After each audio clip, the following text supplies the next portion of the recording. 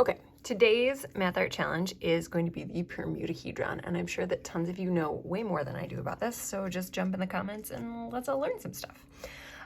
First thing you want to do, and I'm going to show you how this works for 1, 2, and 3, is you're going to write out all of the permutations of these numbers. So we're going to go 1, 2, 3, we're going to go 1, 3, 2, we're going to go 2, 1, 3, we're going to add 2, 3, 1, and then we're going to have 3, 1, 2, and 3, 2, 1.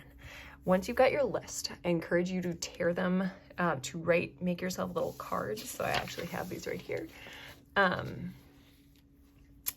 you can move them around. And what you're going to do is you're going to arrange them so that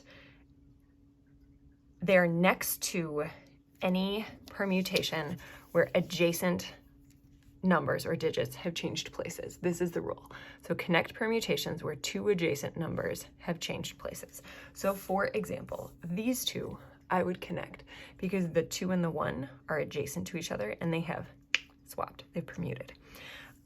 Next to this one, I'm going to have the 1 and the 3 have switched. So I want this guy right here because the 1 and the 3 have switched.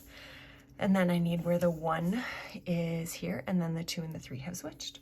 And then where the 3 is in front, and the 1 and the 2 have switched. And then this guy's gonna handy dandy be right here. And again, you see the 1 and the 2 and the 3, and the 3 and the 2. 2 and the 3 and the 1 have switched. So what we end up getting in this particular case is a lovely hexagon. Looks like this.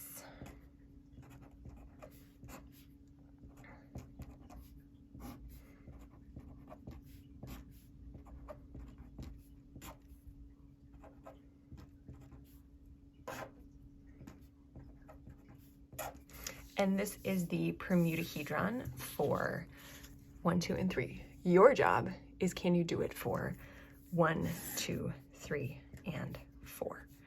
I have the answer. I will show it to you. You can also just Google the word permutohedron and it'll show you, but it's really awesome if you work it out yourself.